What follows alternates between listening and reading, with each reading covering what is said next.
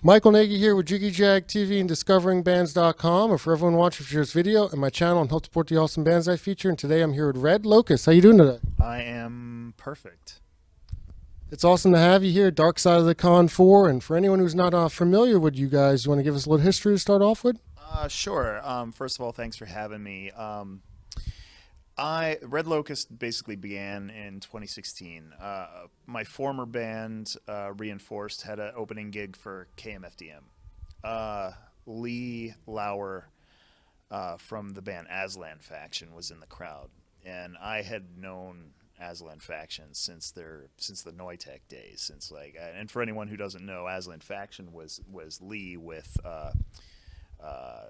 the singer of Tactical Sect. Also another Noitech band at the time. And so what had happened was after our performance that night at the merch table, Lee approached the merch table and he was like, "Great show." I said, "Thanks, of course." And he was like, I have some tracks sitting around that, I could really use a vocalist on. I was like, "Dude," I was like, "You were Aslan Faction. I'd love to work with you, And I was going on vacation like 2 days from then, and we played on like a Thursday night. I was leaving on a Saturday. I remember being in the airport, and I had my laptop out, and the email pops up, and he had already sent me 6 tracks to work and to write to, basically. And I'm like, well, I'm not going to do this until we get back. So I go on vacation, I come back, I get to work, and that record, The Repercussions of Shedding Your Skin, it's called, came out. It came together pretty quickly. It came out that summer, and around the time Electronic Saviors 4 came out. So we ended up going on the road to support Electronic Saviors 4 and the Repercussions record. Played some great gigs. We played down in Fallout and Richmond, Richmond, and we played in Charlotte, and we played a killer gig in Toronto, and so we really had a lot going for us at the time for someone with just like a debut record. We didn't really go any further west. We played some Ohio gigs in Pittsburgh and where I'm from, and we just started working on, and by then this was 2018. We had a couple high-profile opening, like we played with Suicide Commando, and we started writing the new record, which came out right as lockdown happened. Like we spent all of 2019 writing this record, and then right after Christmas, I went out to Scranton to Lee's place, and we mixed the record, and the plan was to release it in March, to have a big summer planned. We got booked here on Dark Side of the Con. We had an opening slot on a Cold Waves pre-party, and we were, I think, supposed to play with Clack and the Gothsicles, and it was going to be a big Electronic Saviors 6 finale party. So 2 really high-profile gigs, right? COVID happens. Everything shuts down. A lot of our opportunities and motivation and momentum got squashed. Like a lot of people, it's and to come back to hear Dark Side of the Con and have the kind of experience that I had last night.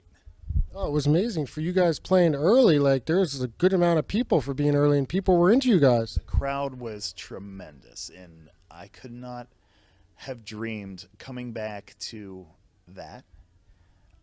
Was almost like those 2 years of not being around you guys, almost like it never happened. And I was afraid we wouldn't even get noticed on this thing, but it ended up being just so amazing.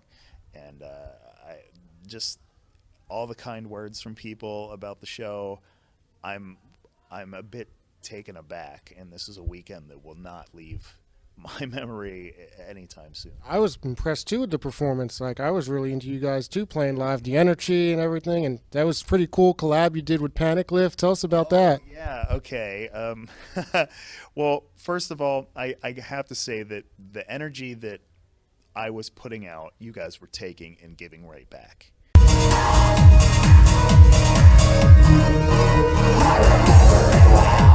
The day I die, he has an ego, too much pride after years of war. This is all they see. Take with a grain of salt. This is all my fault. Hey!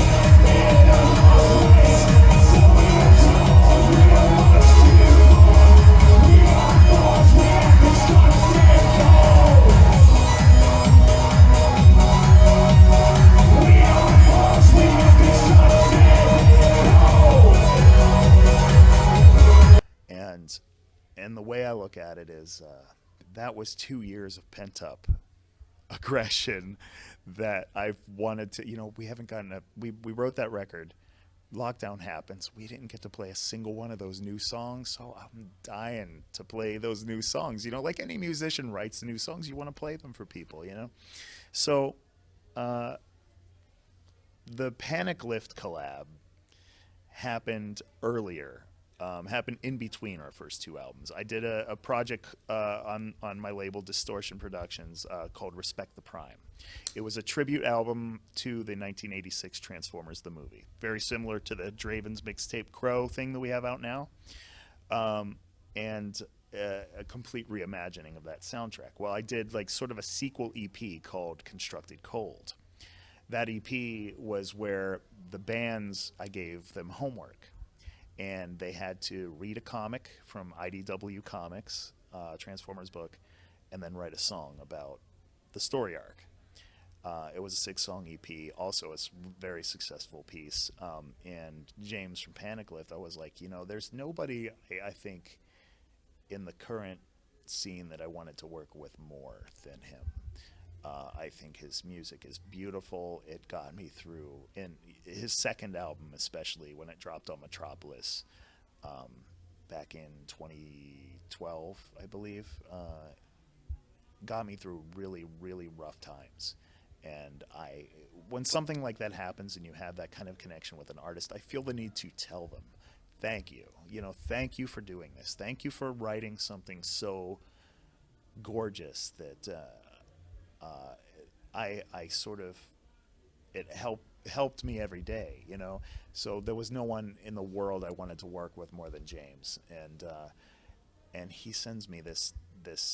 At that point, it was just the skeleton of the track, and I'm like, ooh, I like the beat. It's the synth lines were great. I'm like, I'll get to work. I'll write some verses, and I sent him, recorded some vocals, and it ended up being the catchiest song I ever wrote in my life. So James did all the music on that one. I did all the vocals. James did the bridge vocals and some of the chorus vocals with me, and it turned into just a masterpiece. I love that track, Constructed Cold. And of course, with lockdown, with the complication of James and I living so far apart and not really being in the same place, when I saw that we got booked on Dark Side, they got booked on Dark Side. I'm like, we're going to be there. You know what we have to do. He was like, Constructed Cold. I'm like, yeah, dude. So it was a dream come true to play that song for you guys, and it's the first time ever.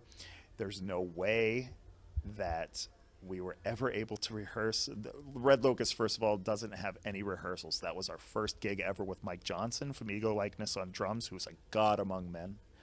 That guy, I can't say enough great things about Mike and Lee. I mean, they do all the heavy lifting. They're true talented people, and I couldn't be more thankful to work with them.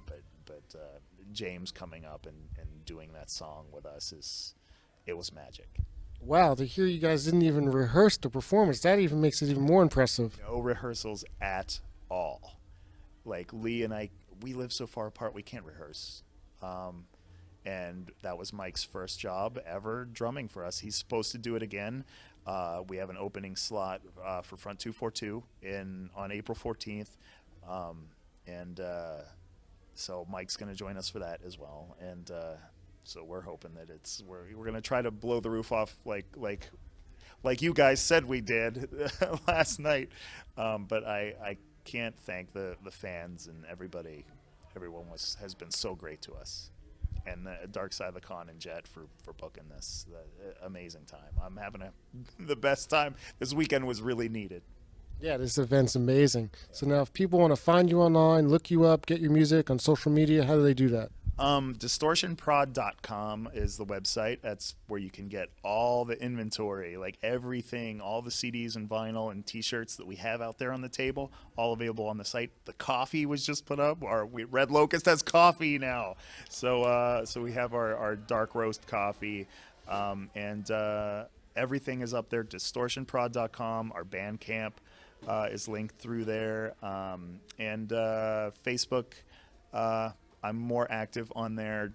Give us a like, give Red Lokust a like, Distortion Productions a like, Electronic Saviors a like. All those projects were all intertwined with each other. And I'm not active on Twitter, really. Instagram, not so much either, but we do post whenever we have new albums coming out. Our cover art goes up there. Yeah, that's basically it. Jim Simonic on Facebook. It gets more traction than the label or the band site. So I just recommend just going to my personal page to see updates and stuff. Cool. Well, it was great talking to you and having you, and everybody look them up. Thank you so much.